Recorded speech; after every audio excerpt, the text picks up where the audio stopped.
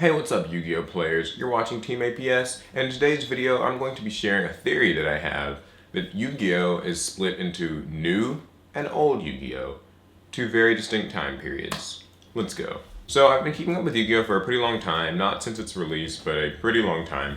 And I feel like at this point there are basically sort of two different versions of the game of like Yu-Gi-Oh. I don't mean TCG, OCG, I just mean like it feels like there's new and there's old. And I kind of split these off around like 2012.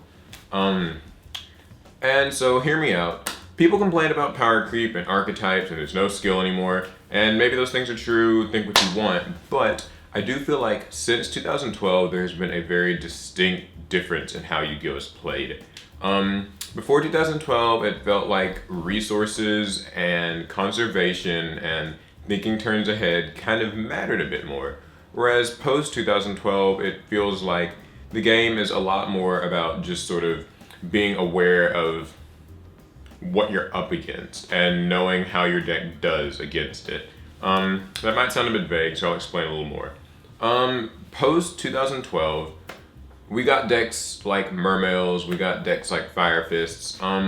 Generally the decks from then on just sort of started to have built-in consistency, built-in power plays. They became less reliant on the need for cards like Mirror Force or Torrential Tribute. We've seen the fall off of things like Dark Hole, Raigeki's just barely even usable really. And that's just sort of a trend that's continued. The top decks are completely self-sufficient.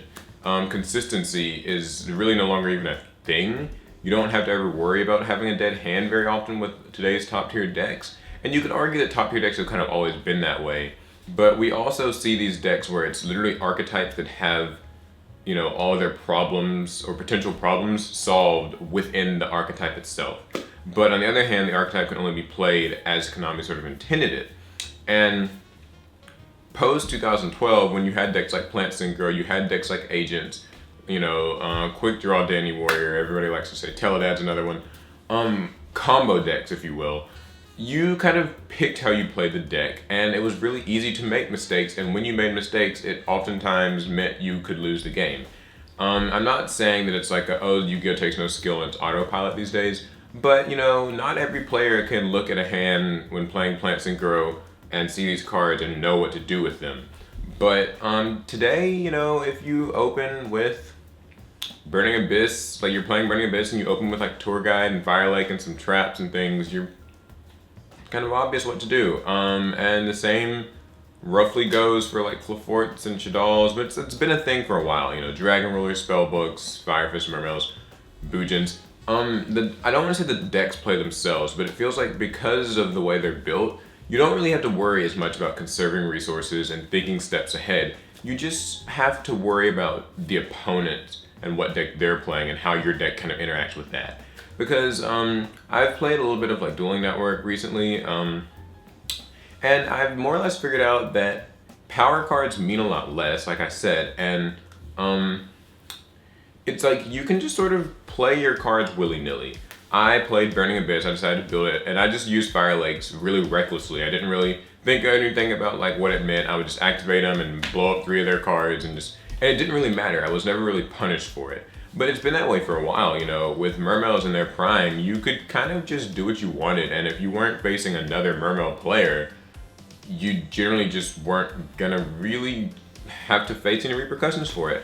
Whereas before, if you didn't play kind of slow and steady and really like meticulously, you would be punished. You would not oftentimes win. And other just differences is the fact that today we have all these power cards, 2 Dark Holes, Raigeki, Torrential, 3 Mirror Forces, 3 Call of the Haunted, just crazy things, and yet the game still feels like it's relatively, in the big picture, balanced. Like those cards aren't overwhelming the game, but 5 years ago we would have thought they're all crazy. And it's just because, the decks have gotten stronger, but the focus of the decks is just different. Old Yu-Gi-Oh felt like it was slower and all of that, but to me, sometimes more enjoyable.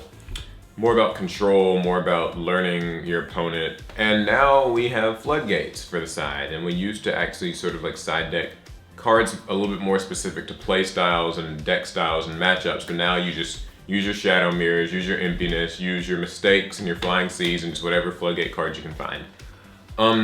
So you probably think that from this so far that I like prefer old Yu-Gi-Oh!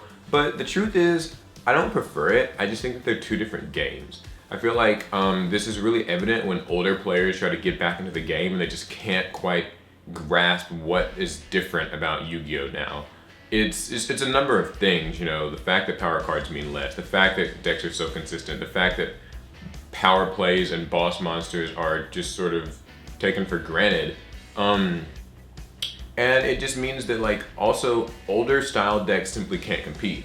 Old decks like Blackwings, Gladiator Beast, X-Sabers, all these decks, in their prime, they were dominant and no other decks could really stand up to them. I remember in Blackwing format, I just thought Blackwings were just overpowered and I thought there was just no way to beat them. And for the time that it was, there was no way to really like consistently win against them if you're playing like Cat Synchro. But now, you know, Blackwings have a 3 Gale, they have 3 Whirlwind, they have 3 Colute. I mean, it's really the same Blackwing deck that we had in 2009. I guess take away Dark Strike Ladder, but but when you play it against today's decks, Burning Abyss, Shaddolls, it just doesn't mean anything. Same with Glads, they simply can't keep up. They don't have the power, their plays aren't meaningful enough.